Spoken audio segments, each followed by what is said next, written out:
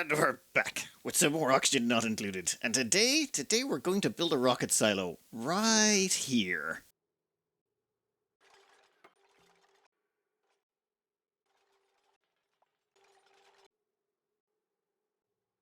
This is starting to actually take on the shape of one of those old school silos before the Spaced Out DLC came along. I'd forgotten how much fun these were to build, and also how much of a nightmare it was to figure out how to build them. Alright, right here we're going to get liquid oxygen and we're going to rotate it down, around, and into the tanks. Assuming I can remember roughly how to make this work correctly without doing a whole bunch of testing. We're going to fill up this tank to 544 kilos, and this one to 257. This one's going to be a scout that's going to go off and check, do research on all of the planets. And the other one is just going to be a cargo hauler. Now you are going to have to connect up like that. Okay. Come on. And what are you getting turned into? You're getting turned into ceramic. You know what? More ceramic is better. We don't have enough ceramic to make the whole thing out of ceramic, which is not great, but that's okay. The liquid oxygen hopefully should make it all the way down. The reason we're using bridges, it basically teleports at a tile, which reduces the amount of time it has to transfer temperature between things, which means it's more likely to just, well, go, or less likely to break in the pipes. And the thing is, it's got to fill up this one, then it should push beyond it and go to the next one, I think. Does it? Yep, it pushes right beyond it, and then it should do the same thing. And then it should go around and back. Now the thing is, it's going to start changing the temperature of these pipes. For example, wait, nope, not that one. Insulated liquid pipe made of ceramic. Its temperature is 16.7. They're pretty good. Liquid's rotating around. What temperature is it coming out at? It's coming out at minus 197-ish. And it's coming back in at minus 195.9. Okay, so not a lot of temperature loss, so we shouldn't get any breakages in the pipes. And that's just going to keep rotating. Forever. That will start dragging down the temperature of the pipes slowly but surely. You can see some of them are a bit warm, but they'll leak some heat from the oxygen passing through it, and they'll get dragged down, and we shouldn't have any problems with that. So I'm going to keep rotating it. Not going to plug in the hydrogen just yet. I think I'm going to make this one since this is a cargo hauler, I don't want to waste hydrogen, and I think I'll just pump in petroleum. That means, though, we're going to need a petroleum setup as well. Damn it.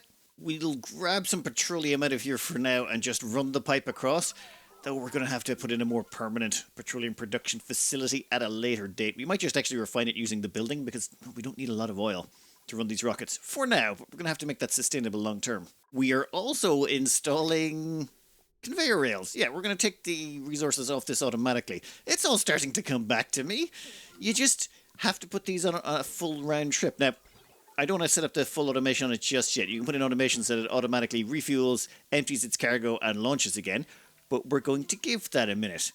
And I'm going to vacuum out the area down here so we have to deal with less heat just to start. I think we might just harvest the heat out of these rockets and turn it into power. Not because we need to, but because it'd be mildly funny to do so. Let's just core this out real quick.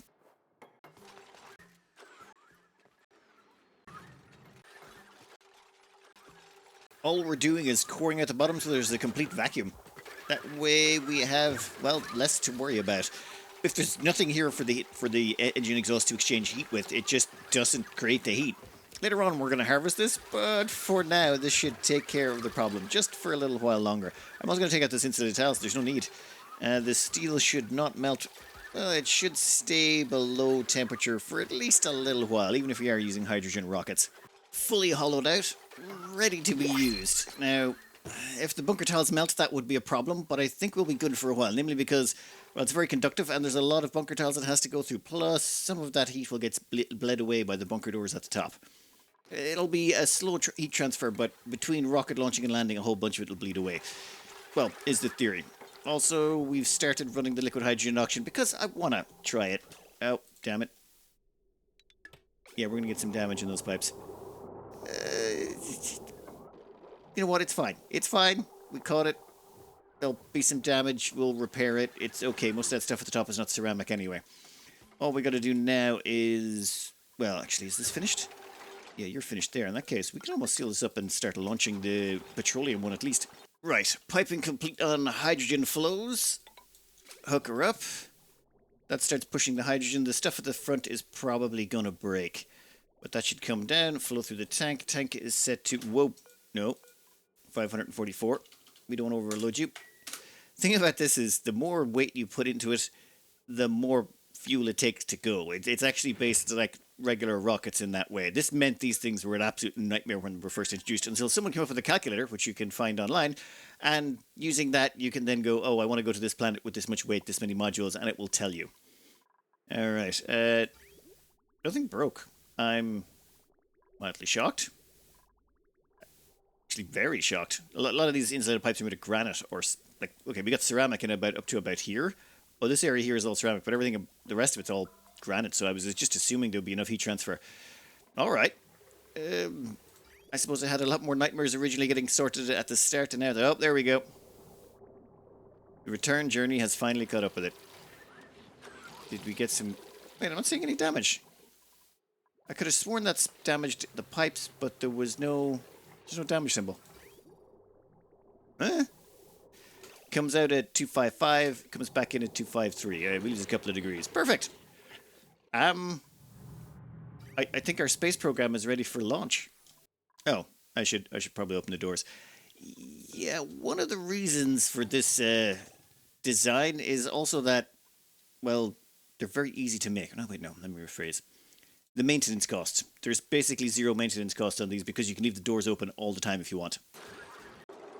We are just about ready to launch. Only one minor mistake. We made that a hydrogen engine instead of a petroleum one, but that's fine. That's fine. We'll rejig it and have it good to launch in no time. Rockets are all fueled up and good to go. This one's really tall. Reason being is we eventually want this to scout to the far, far edges of the map. So parts of this will get ripped out and replaced with, well, liquid oxygen and liquid hydrogen tanks to make sure it can make it all of that, well, make that way. Now, though, we'll say take our Scoutmaster Kevin here. They're going to head all the way over to probably the living planet. We got Pips. We've got a satellite. We've got, what are you? Yeah, refined carbon and coal. No, you know what? We'll just start with the living planet. We can launch a mission towards there. That's perfect. And then the hauler over here is going to go to this planet. Namely because it's got isoresin. The refined carbon, coal, and diamond are all good things as well. And we'll launch that one. And then if we zoom out a bit, yeah, off you go. Now, they're going to heat up that steel. Something shocking, but it's fine. And it's all sealed into this nice little tunnel. All of those problems get confined to that tunnel. However, it's still accessible. And when the, the meteor showers happen, they'll fall in here, land down the bottom, and the rest of our base is protected from the mess. And anytime the rockets land, they'll smash it up. I'd forgotten about this maintenance-free way of launching rockets. Also, no heat down here. Vacuum, tough. No heat. Alright, while they're doing round trips, I'll wait till this one comes back and then we'll set up some automation to make it do round trips. I want to make sure that's completely automated so we never have to worry about getting those resources again. I want to make sure we stockpile isoresin so we can make some more insulated pipes. Insulated pipes out of insulation would be useful for making this hydrogen go further, but then again, it's sort of working as it is. I'm not sure we need it, but I do remember struggling for it a lot in the past, and we have collected just gargantuan amounts of reed fiber. So yeah, we're probably going to go that route one way or the other. And exploration-wise, yeah, there's two things here we can explore, two things here, two things here, two things here. Like, we're just going to have to keep exploring. That rocket's going to be on round trips to all of these. Let me just double-check some numbers here. Looking at the numbers for this on the calculator, this current Scout rocket can go all the way to the 7,000 mark. So, 7 planets. We can scout all 7 of these planets.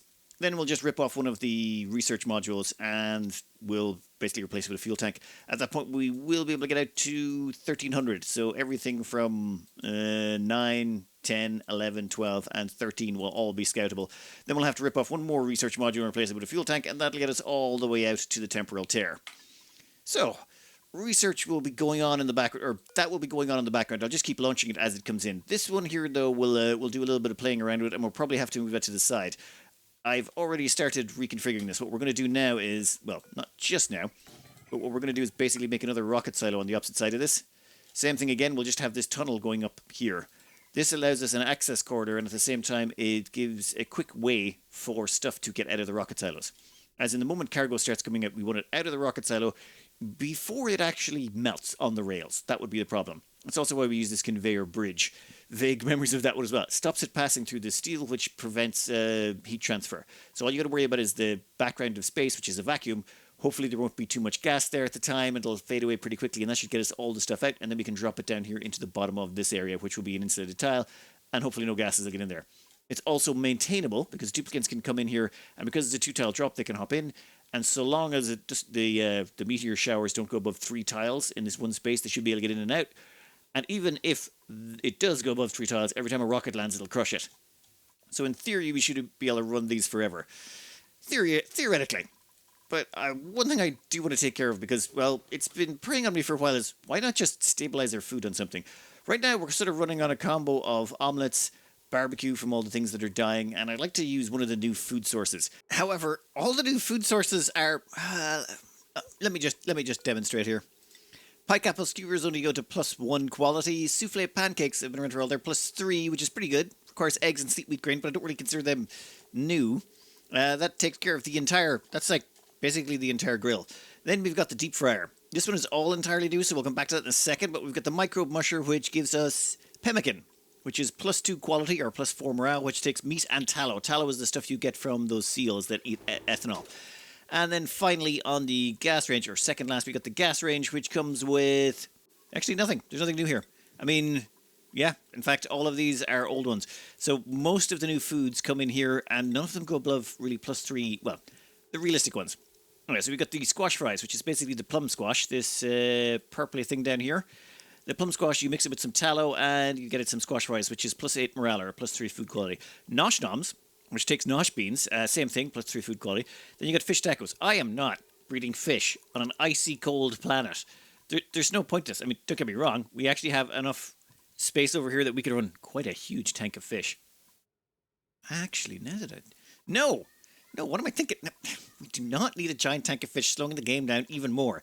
Then we've got the shellfish tempura, which requires shellfish, tallow, and sweet wheat grain. The thing is, we need to start getting shellfish, which is basically the crabs, which is these guys over here, a bunch of poke shells.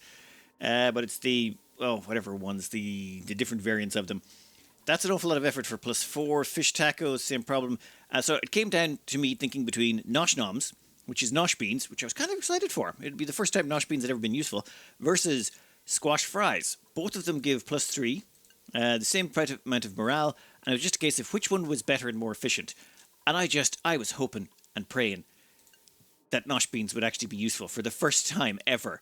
Turns out, no, they're not. Alright, problem with these guys is they require 20 kgs of ethanol per cycle. It will then take them 21 cycles to eventually become mature, and then you get 12 nosh beans out of it. So I did all the numbers on this, and it turns out you're just better off going with these purpley plum squash over here. They cost less ethanol, give you more calories, they have a shorter life cycle. Also, they don't need dirt. They just need ethanol and less of it per calorie than the nosh beans. Which is why? Why do nosh beans? Why do they suck so much? It just makes no sense. Like, I mean, originally with nosh beans, you'd make tofu out of them, which is a +2 quality food standard, and it requires 50 kgs of water after you've put in dirt and ethanol to make them at sub-zero temperatures. And then if you wanted to make anything better out of it, you could make spicy tofu, which requires, pinch of pepper nuts and the tofu, which you've already made with the water. No, it's terrible. And that's a +5 superb. Or you could just make pepper bread. Make sweet wheat, pinch pepper nuts, done. Quick, simple, efficient, easy. I don't get it. Why do they hate nosh beans so much? Right, so, long story short, I figured out that basically these guys, plum squash plants, we're going to deep fry a whole bunch of squash fries, and we're going to run everyone on that. And everyone's going to, have coronaries and heart attacks and stuff, but as far as I'm aware, they haven't introduced cholesterol into this game yet, so we should be reasonably okay. And I think I'm going to rip this out. We have no need for the mammoths. We're getting so much reed fiber already, it's ridiculous. And as for barbecue, we already have 1.8 million calories worth of barbecue, so we don't really need them for the meat either. In fact, did we make the farm in here? I think, yes. We're going to rip out this whole section here, and we're going to replace it with, plum squash. We've already got a bunch of them in here. This actually simplifies things entirely. Also, I want to get rid of this ethanol pool. We don't need it anymore. This was originally installed as a backup power supply in case our main power went. Our main power is now, incredibly stable. We've got this and the geothermal generator, and we've got, how much plastic? 513 tons of plastic. Yeah, I think we're good. And, lots of natural gas in reserve. So, that means this needs to go, but I also kind of want to dig this across here, which leads us into this problem. This gas pump here is providing oxygen to this machine, the sonium synthesizer. I think I want to start running that off our new oxygen production up here, which means we'll have more hydrogen coming in. So I want to break off a line from this. Yeah, you're going to come down here like that. Oh, actually, wait, no. From there. I was going to put it that way, but then I looked at the pipes and went, no, just no. That's too many pipes. I am not messing with that. So we're going to put a pipe out there, and then we're going to have to bring that all the way back to the base through an absolutely nightmarish. Yep, down here. I'm going to have to start putting in blocks everywhere along the route. A little bit of application of blocks, and what we've got now is a gas pipe that comes all the way from over there, down here, down across, right through the middle, then keeps going, and then eventually we get down to here's the gas pipe that's actually feeding down to the sonium synthesizer, and then we just have it come in through here. And it's been also mentioned to me in the comments, why don't I just flood the sonium synthesizer? Like, just integrate it into the liquid tank. I don't think, like, I'm not sure, but I don't think the building can flood, in which case it will work underwater and under pressure, which means we could just extend this liquid tank out if we want. Oh, and let's make sure this liquid tank is still doing its job. Yes, it is. It is sending all of that water up to get desalinated. Perfect. What's the temperature of these things? 90 degrees. They're a little bit toasty, but that's fine. That was entirely anticipated. In fact, this entire area is... Let's go absolute temperature. Yep. Yeah, it's toasty. It's very toasty. Rest of the map is fine, but that part is toasty. Alright, once this gas pipe is completed, we can get started. We can rip this area out. And that means we can start pumping the ethanol through directly. We want this ethanol to come through here and feed into both of these crop areas. We're going to do 2 farms of crops, and this liquid tank needs to go. So that means I need to pump all this ethanol out. Okay, here it comes. That's the flow of gas that's going to take over for the sonium synthesizer. In which case, let's sever that line now and get some of that oxygen out of there. Like, there's a big blob of oxalate right there that we haven't touched in a long while. Yeah, this setup was made a long time ago. Oh, wow. A long time. This needs to go. There's no need for it anymore. That whole thing can be ripped out. And over here, we have a whole bunch of ethanol in this section. That's going to get pumped out here through those pipes, and okay, so it's going to go across here, into this pipe, and that will dump it down into the ethanol storage tank. Now, as for chilling the ethanol down to work with this, we're not gonna. We're just going to dump the ethanol in, and we already have a cooling loop from over here. The nectar cooling loop, that one's already set to what, -30? That will be more than sufficient to make these plants run, and we can just dump the ethanol directly in from our liquid tank. And where are you guys? Growth halted irrigation. Oh, 1 second. Sever that. I was just making sure that a few of the lines are empty. Perfect. While I was waiting for this to drain, I completely blanked that a rocket had landed. And... has completely unloaded, has it? Yeah, we got... Mercury? Wait, what? Where is everything? Okay, it must have been unloaded and stored immediately. Kinda sorry I missed that bit. And we've got a pristine fossil, which we'll move out of there anyway. We don't need it getting cooked. But that should now be ready to be automated. We can break back in here and put in some automation to make sure this just auto-launches and lands as necessary. Though I am going to have to get some more petroleum in here. That can wait, though. For now, a quick chop in. We're going to put in an AND gate here so we have a little bit of control. And basically, if this sends the green signal, which normally happens when the cargo is empty and its fuel is full and the destination is set, then it will automatically launch. So it won't launch immediately. You'll have to wait till the cargo is unloaded first. At the same time, we've put in an AND gate to make sure we can just put in a little switch here. Give me... yeah. That switch, that can be put right there. So we can turn this on and off as needs be when we want it to launch. We will... I'll get back to the petroleum in a bit. But for now, I just want to get our food sorted. And this has been rotating through perfectly. This automatically filled. Yep, 379. Let's see, are you ready for launch again? Yep, ready to go right back to the planet. Now, this will eventually exhaust this planet, so we'll probably have to turn it off in a bit, but it regenerates 166 kilos a cycle. 66.7. It takes about 3 cycles round trip, which means we could put on 1 cargo module and bring back 500, yeah, about 500 kilos of resources every 3 cycles, which is not terrible. We might end up actually doing that. It's a little bit wasteful, but might be beneficial later on. All of the automation wires in here, they're all made out of tungsten. Reason being, everything else melts. Tungsten is the only thing that can survive multiple launch landings. We even got tungsten wires going through here as well. And if we ever get power going through here, I'll probably, actually, you know what? We'll cross that bridge if we come to it. For now, we're just going to brick this up. Oh, never mind. How you doing there, buddy? Biobot's like, yeah, whatever, I can handle it. And done. That automation signal is set to green, so it should be ready when the time comes, or it should be good enough to go when it comes back. I can't remember if we have to put a time limit on this.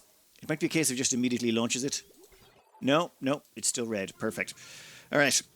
In that case, let's get back to farming.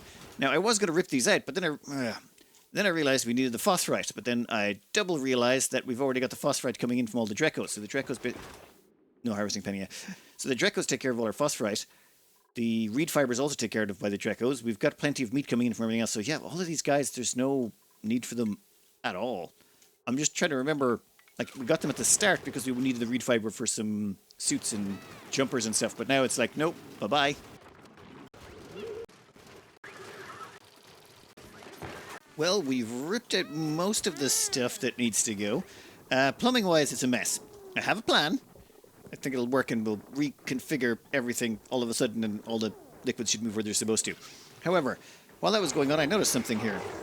Our little natural gas power brick here is having a problem. The gas pressure in here is over 27 kgs per tile, and that's the least pressure. Over here, it's 30 kgs per tile. This shouldn't be happening. This thing is spitting out 2 kilos of water per second, and it's sending it over to the water tank. None of it's going back into this, as far as I can see. But according to this, it's only supposed to produce 67.5 grams of polluted water per natural gas generator. That's 17 natural gas generators. That's 1.15 liters. So it's a little bit over half as much as we're taking out. The steam pressure in here should be going down, but it's not. I don't know why. There's nothing else adding water in.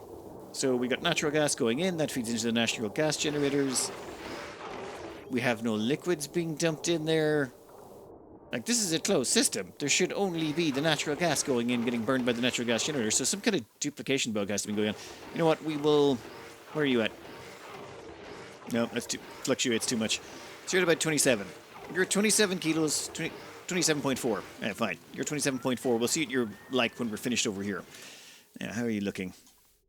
Okay, I think we're about ready here. First up, we want to get all of this ethanol, and we're going to let it into the rest of the piping system. There you go. Start flowing. We've severed the pipe over here, so enough of that should flow all the way along that it should clear this entire pipe system. Perfect. Right, that cleans up the pipe system there for the ethanol. And to make sure we have ethanol continuing to flow, we'll plug that in there. So that means that ethanol comes along here and flows up. Now, problem we're going to face is cooling. This ethanol is going to be, well, 30 degrees, and it's only going to get hotter as we go along. So we need this cooling loop. The original cooling loop only comes down here because, well, that's how big the original base was. So, what we're going to do, we're going to sever you. Connect those two together, cancel. You can go through there. We're also going to cancel you. That will extend that cooling loop down. You should probably actually be hooked in. Don't want to be wasting any of that precious cooling liquid. You. No, this liquid bridge needs to go. You need to get extended on. So once that liquid bridge goes, then the liquid's going to continue on down here, across, up. That guy's going to go like that. Well, let that guy keep flowing for now. You want to get that bridge? Perfect. Then once the last of the water flows through there, I think we will be done with the piping. Well, I do have to maybe get rid of you. You're not necessary. You're not necessary. I should probably do, in fact, a massive tidy up on the whole map just for all of the unnecessary piping we have lying around the place. But let's not do that just yet. Let's just finish off the farming. Alright. Sever. And now the cooling loop is all the way along and all of these are planted. In which case, You can get copied, and then all the food from these no longer needs to get picked up and sent over. Where was it? I think it's getting sent over here. We want to send that food up to the actual kitchen where we can deep fry a whole bunch of crisps or chips. Now, where's our fridge? Or where's our... Is it this one? Ah. Simple as. All we do is we get all these rails, we feed them through here, quick bridge across, we feed it up, and then there's a bridge that jumps across that and fires all of those over to that section. At which point they'll get grabbed by that and dumped into the deep fryer. Oh, and the deep fryer requires one other ingredient. That is tallow, of which we have 6.7 tons. To be clear, it only takes 1 kilo, so we can run 6,700 operations of plum squash. I worked it out. For 30 duplicants, that's about 1,000 cycles. So we're good for 1,000 cycles before we need to start farming tallow. Yeah, I think we can wait on that. We can hold off on those for now. And maybe I should do just a little bit more cleaning up here. Would you look at that? It looks beautiful. We've got our farms up and running. We've got conveyor loaders for all of them, auto sweepers for the lot. These things only require ethanol, so there's no need to actually bring in dirt or anything like that to fertilize them. Temperatures are perfect. Yeah, I'm going to call that a 100% success. Now, fertilizer. Thing is, we can use these. We've got them on site. I think, what was my numbers on this? 50. 50 plants will support about 30 duplicants. We don't quite have 50. We have 44. However, if we use fertilizer, we only need half as much. So say about 30 plants, which we've got more than enough of. So we're probably going to end up with more than we need. But yeah, that's never stopped us before. However, fertilizer, I've never bothered making fertilizer before. I think I might just for fun. You know what? We got dirt right here. We got the ethanol right there. The problem is polluted water. We don't have a source of that, do we? Had a bit of a look around. Did remember we had some sort of water vent, and there's the polluted water one over here. We'll hook this up real quickly. This can be our water supply for producing fertilizer. It's going to take a minute to clear this out. Also, it's currently dormant, which is probably good. If it started erupting now, the sheer amount of cold debris down here would probably freeze all the polluted water coming out, which would make it of no use to us. But we should have a rocket returning soon. Oh, they still have that weird glitch where you sometimes see their, like the rocket's diagrams, or like it's showing how much fuel and cargo and stuff it has on it. All right, let's see what happens when it comes back. Here we go. Perfect. Now let's check the automation overlay. Yeah, it's all red. You beauty. Now, it's definitely cranking up the temperature, but I stuck in diamond temperature shift plates right here, so it's heating up this entire section, which has melted all the ice. So any ice that ends up in here ends up just melting because it's, well, there's too much heat getting injected into it from the rockets. And let's see. Yep, all of that gets dumped out. So we got your refined carbon, your isoresin, your coal. The diamond, I think, is from before. All right, perfect. So this thing is working, and we are pumping the petroleum from over there. There's a little bit of water mixed in with that, which is why I've got that water filter on it. Done, and are you finished? Yeah, 379 and 379 should be both of them. Automation-wise, it's still waiting. Reason being is unreachable storage. So, yeah, I believe unreachable storage is a problem. That's why it won't launch. Waiting to disembark. Yeah, good luck, buddy. You're not getting out of that rocket ever. And the moment that empties, as in the moment that thing runs out of resources coming out of there, it immediately launches. Why is everything on... That's a problem. You can't leave that stuff just sitting on the line. Right, we need a delay. We need to put on a buffer gate. So the moment the green signal comes, not a buffer. Filter only lets a green signal through if the input has received a green signal for longer than the selected filter time. So we'll just say 10 seconds. Probably 5 is enough, but we'll try it with 10. Yeah, some tungsten. Yeah, Grant, we'll break back in here and make this real quick. When it comes to this filter gate, I was going to go with 10 seconds. 5 seconds seemed too short. Let's just make it 7. 7 seconds, we'll split it down the middle a bit. We get a prime number out of it, it's all good. And then we can seal this back up and let it keep doing what it's doing. It's going to run out of petroleum in a bit anyway. How is that planet looking in terms of mass? According to this, the minimum mass is 127,988. Current mass is 127,993. So it's got about 5 tons left. So we could do about 2.5 trips right now, but let's say 3 trips because, well, it's constantly regenerating. So yeah, we get about 3 more trips before that planet starts to run dry-ish. And then we'll have to, well, maybe target another planet for a little while. At the same time, the scout vessel is still going. Actually, the scout vessel is just about to return. Maybe finish that off real quick before the scout vessel comes back and torches you all. Right, there he is, appearing at the top of, well, I wouldn't say it's the top of the map, but that's high enough up. I remember when this was all the endgame content was doing all of this rocket stuff. They did make it hard enough, but I can see what they changed it and spaced out. It's just, most of it is so not intuitive. How is that looking? Building melted. Which one? Oh, the ladders. Yep, I remember now. Get out of there, buddy. You're gonna get scorched. Yeah, it's fine. Also melted a bunch more ladders. Might want to do those made out of obsidian as well, just to make sure they're less likely to melt. Like, how has no one got scorched in there yet? It's 1100 degrees. Right, it's done. Everything's been out of there. Research can now start on the final chunk. And you, the moment you are finished reloading, which, actually, I think you already are. You know what? Since you're already finished reloading, let's go grab the next section. Actually, what did you already explore? You found that this place had trace amounts of fullerene. They've also got pips and arbor acorns, which is great. I like the satellite. I like the thought of getting copper, well, steel. Steel is always nice, though. We do have 2 closer satellites. Hey, maybe it's got some other nice stuff there? Who knows? You go that direction. So Scoutmaster Kevin will go grab that one, and we can go... Oh, and finish off this real quick.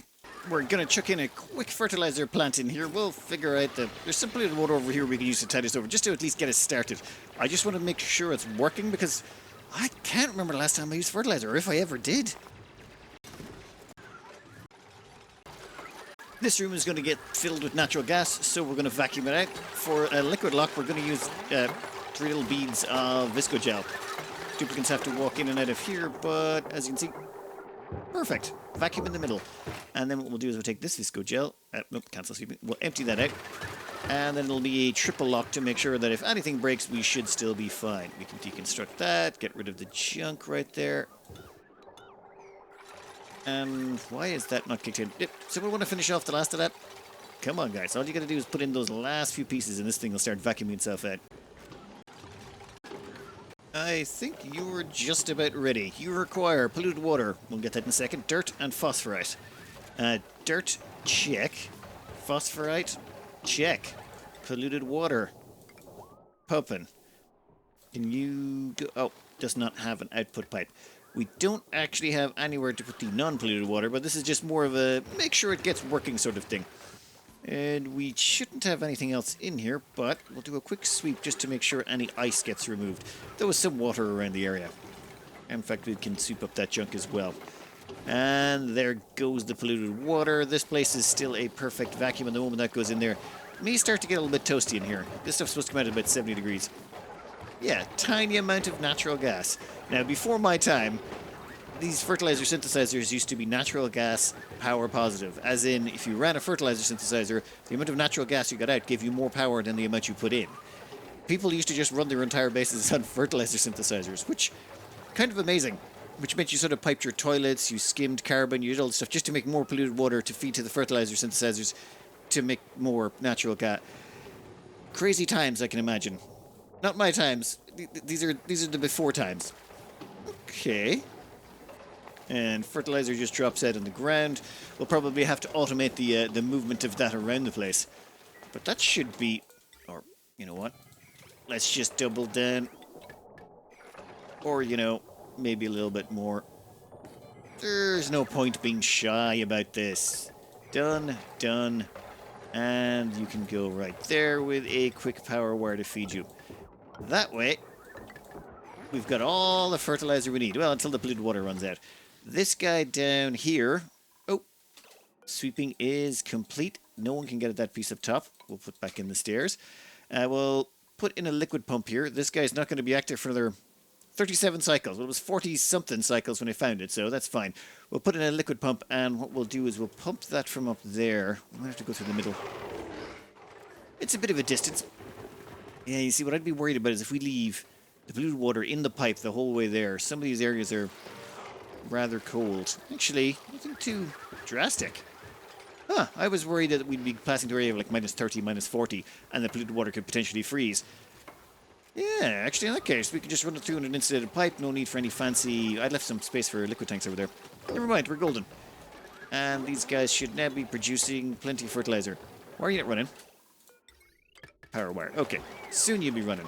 Simple enough plan. We're going to stick in a conveyor loader right there. We don't want everyone popping in to grab 10 kilos or 20 kilos of fertilizer every so often. That's just too slow. Instead, what we'll have them do is conveyor loader. Then that pops across here, goes up. We're doing some editing here, don't worry about this, but it'll go up here, go up here, go across, and drop down right outside the first farm.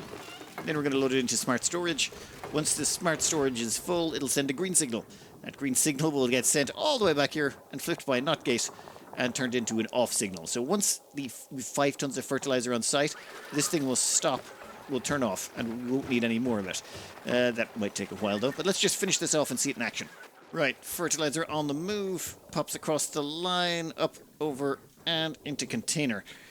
That'll be up to the farmers to utilize it. I could have drop-offs outside each one of these, maybe? That could also work, and then we can have sensor... You know what? It's fine. For now, we're just going to leave it as it is, namely because we don't have a water tank set up. Just wanted to make sure everything got started. And when it comes to fries, how are we looking on the squash fries? Okay, we're up to 1.5 million in squash fries, 2.4 million in barbecue. We're going to have food. We're going to be good for food for a while. And how's our cargo rocket? I think it's already came home and went back out again. Which is perfect. We're going to end up with so many of these artifacts. I've forgotten about that. I think I have a rocket silo somewhere with hundreds of these artifacts in the bottom of it. But anyway, rocket silo complete. We need to put on multiple more. We also need to build in a petroleum production facility. We might go with a little mini petroleum boiler, just a small one doing like one oil well. At the same time, we got the food completed as well. We're never going to have to worry about that again, except for the fertilizer. The fertilizer's got to be finished, but the food should be done. We shouldn't have to worry about food ever again. And oh my god, the amount of these mammoths over there. When they die, they drop an enormous amount of meat. If we kill those right now, No, actually, it would overload the cook. You know what? Never mind. I'm going to cut this out here. I hope you have a good weekend and good luck.